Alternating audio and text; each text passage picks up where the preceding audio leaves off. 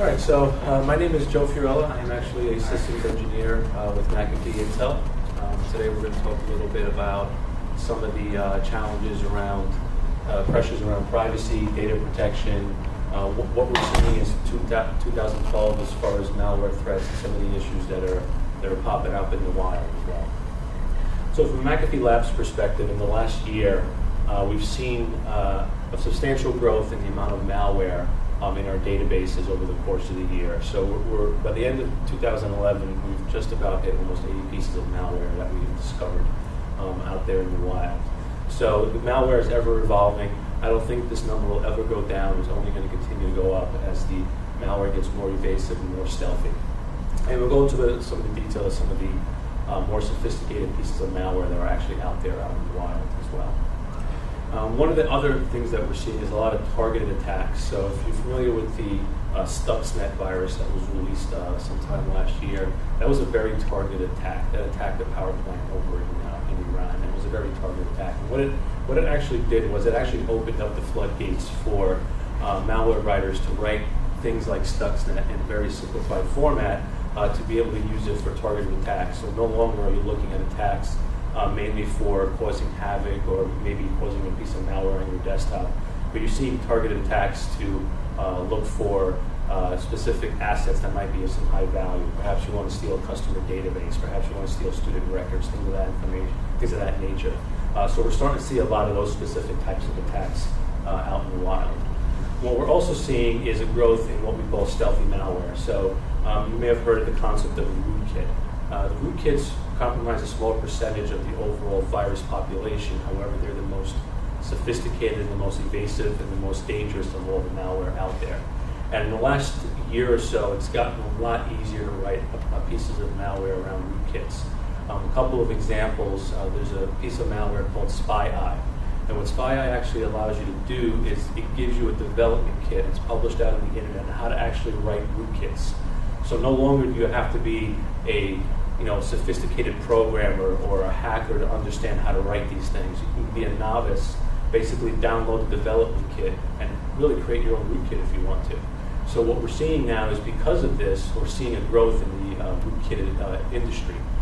So we're running into situations where there's a lot of data theft and data loss, and you don't really know why. And then a year or so later, you find out that there was a rootkit actually sitting in your environment for a long time, evaded your security tools, your antivirus, your firewalls, things of that nature. So we're seeing a large growth in that as well. Another piece of malware that we're seeing a large growth in is a rootkit called TDSS. And again, that is a type of rootkit that you can actually develop on your own and actually be able to write your own TDSS rootkit. TDSS basically uses command and control servers. So you have a rootkit sitting on your desktop that talks back over the internet to some command and control server that's sitting out somewhere overseas perhaps, and it's stealing information in real time pretty much. So again, a lot of these threats are getting more and more predominant. And the next threat is around mobile devices. And this is especially getting popular simply for the fact that mobile devices are becoming the norm nowadays. So malware writers, hackers are obviously going towards what's popular. And in the mobile industry, Android devices and iOS devices have become pretty much the norm. People are actually replacing their desktops with iPads, Android tablets. So from a malware perspective, a lot of malware writers are actually targeting Android.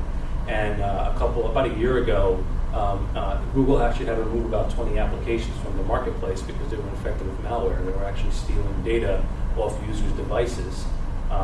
Unfortunately, the good side of having an Android is an open platform, but the downside is that there's no control or there's no regulation how applications are used and how data is accessed. Where in an iOS devices, there's more restrictions. So you have the ability to sort of block malicious content from Apple themselves because they actually control what goes in their app stores and what goes on their devices. There's more granularity, more control there. So again, we're seeing a lot of those threats come out in that area as well. And all that pretty much leads to the pressure of protecting your data. The whole reason why you have a lot of these rootkits and a lot of these pieces of malware out there is because at the end of the day, there's an end goal. And the end goal is to basically acquire something, whether it's wreak havoc, cause damage, or steal data. And basically, at the end of the day, information security analysts basically want to prevent this. They want to keep themselves, out of the paper. They want to keep themselves from compromising, whether it's student data, faculty data, organizational data, government data. They want to basically prevent data breaches, and that's the whole end goal around this. And what was really interesting, on the plane right here, actually, I was reading an article that was just released around data privacy. And last year was actually a tough time for higher ed. There were a lot of colleges that were actually breached as far as data protection. And I just put up 3 examples here from the actual article that was released. And it was pretty interesting. The first one actually was a human error. Basically, someone accidentally copied some information of retirees, alumni, faculty, students on a public-facing server. That data was actually sitting out there for a while, so it was unknown what the damage was as far as the data that was sitting there, because it was sitting there for a while. Again, that was probably human error. There was no attack there, but again, that's part of the data breach and part of the information security practices that we're going to talk about and how we're going to protect you against those. The next one was also interesting because that was a targeted attack, and actually a hacker actually targeted a database that contained personally identifiable information, student data, student records. They were able to hack the database, get the information, and extract it. So that was a targeted attack. The third one was a college over in New Jersey where an attacker actually found a flaw in an online web application where people were submitting applications to the college. So what they did was they basically attacked the web server. They found where the database was located and actually attacked the database, got in through a form, through an injection attack, and hacked the data off the database. So there's various forms of methods of how users can get into your network. And when you're building your information security practice and how you're looking at your overall infrastructure, there's various locations you have to look. You can't just look at vulnerabilities and viruses. You have to look at the overall picture, and we'll go into more detail on what that actually means and how we can actually protect you. So specifically around privacy and education, the big thing now is basically around protecting mobile data. So more and more organizations are introducing mobile iPads, mobile devices, Androids into the organizations. And if these devices are being used to transfer data that pertains to the organization, we need to look for ways to actually protect those as well, because now that's a new attack vector out there. In addition, we need to secure sensitive data in motion. Again, in higher ed especially, there's always an academic freedom level, so you have to be able to sort of balance that. Be able to allow users to use these new technologies, but figure out ways on how to protect the data so it doesn't get leaked out and you don't have a data breach that gets publicized. And the other issue within education comes down to a cost factor. It's generally can get very expensive to implement a lot of security controls out there in organizations. So there's always a cost factor involved, and we see this a lot, especially in K through 12 and in higher ed as well. The next area from privacy perspective in education is protecting the network infrastructure. So again, as these new technologies come into your environment, the network infrastructure has to be able to support these technologies. And a lot of times you have to also figure out ways on how to protect the infrastructure from attacks. For example, if you're allowing Android devices and they're infected with malware into your wireless network, again, that's another vector where malware can get in that you may not necessarily be protecting today. And being able to perform risk and vulnerability management, being able to scan these devices, scan them for vulnerabilities, scan them for malware, run a report to basically say, okay, are these devices affecting my network? Is my bandwidth consumption getting affected by these devices, and how do I protect myself against that as well?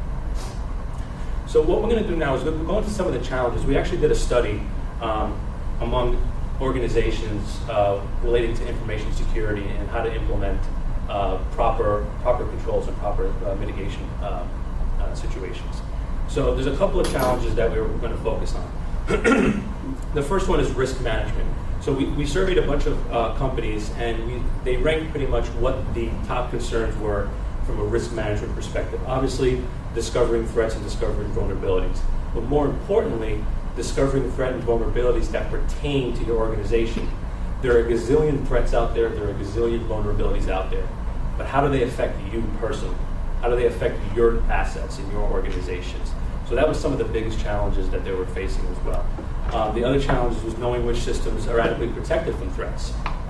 Most organizations obviously have patch management, they have antivirus, they have firewalls, But how do we know if those are actually effective and you're protected against the threats? If someone does a report a breach or does a report to you that something happened, you may not necessarily know that it actually is happening as well. And the next one is being able to quantify the threats. Knowing which threats are important to you, which threats aren't, and how to protect you against those as well. And matching the vulnerabilities to the threats. A threat may exist, and the vulnerability may exist, but it may not necessarily pertain to you. So do you still go ahead and spend your man hours and time to go ahead and patch a system that at the end of the day may not necessarily protect you or not necessarily provide any additional value if you apply that patch. So we'll go into a little bit more detail on how we can be more strategic with our information security management as well. And the last two was remediation, having a formal remediation process, an automated remediation process of fixing vulnerabilities. Is it a manual process today? And if it is, how much man hours are you spending doing your vulnerability assessments, doing your patching, things of that nature as well. So the three questions that we want to ask ourselves in this particular slide is how can you identify the threats, but more importantly, do the threats pertain to your organization? How do you know if you're adequately being protected, those assets that are critical to you, and how do you quantify those risks? And we'll go into a little more detail later on when we build out our threat risk mitigation model as well. The next challenge is an obvious one, and that's patching. This was done a couple of years ago, but the FBI and Carnegie Mellon did a study, and that more than 90% of the breaches that occur out there involve software vulnerabilities. So if you have a large environment where you're consistently patching, this may become a daunting task, and it becomes labor intensive. Sometimes you're like, okay, I'm patching, but why am I patching? Do I really need this patch? So how do we get more strategic with the patch management cycle as well? And without having automated risk management tools to basically perform your assessments, discovery, patching, and telling you where your most critical assets are, it can become very hard, very time-consuming, and knowing where you're patching, because what winds up happening is you wind up misprioritizing your patching cycles. So that's another big challenge within information security risk management as well.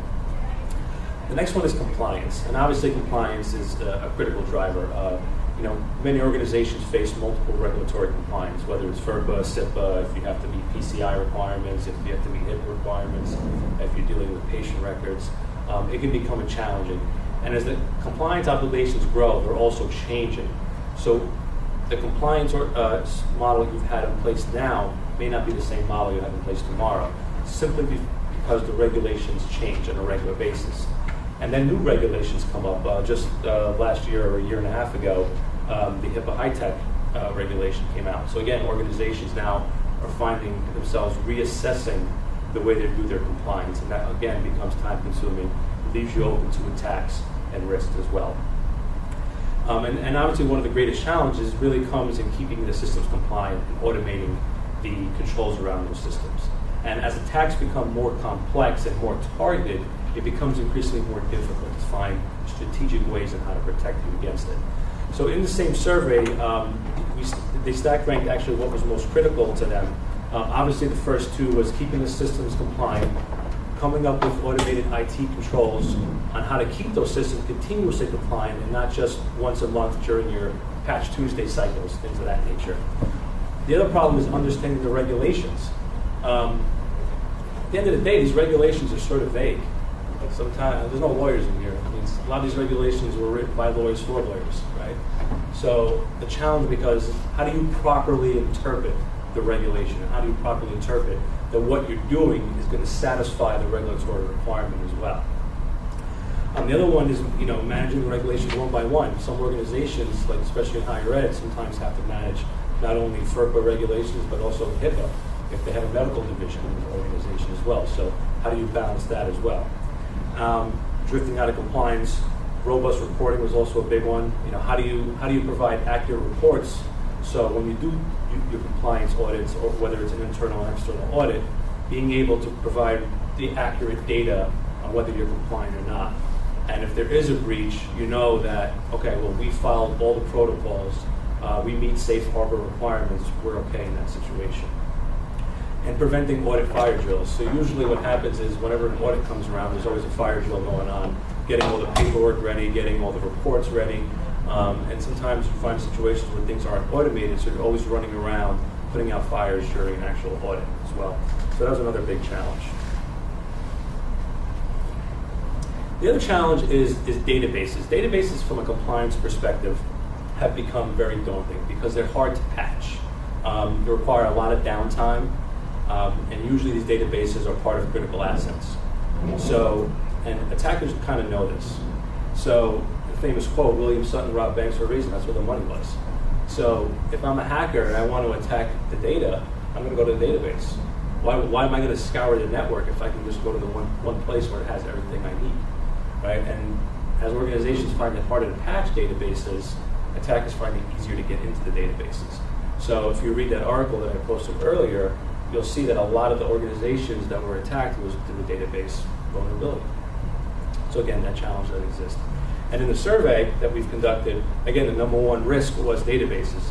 The number two was network and applications. As new web applications come online and we pretty much make all our internal applications and external applications web-based, they're more now open to attacks. They're open to SQL injections, form injections, like I mentioned earlier, where a person can get in through the web application and then find their way to the back-end database and again attack the data as well. And storage systems. So as we're virtualizing systems, a lot of the data now are stored in centralized storage systems, like SANs or network devices or NetApps. So again, people are targeting a lot of those storage systems and looking for vulnerabilities that exist within those systems, and again, causing data breaches within the organizations. And the last one is obviously operating systems. That's always been a compliance issue, especially around patch management.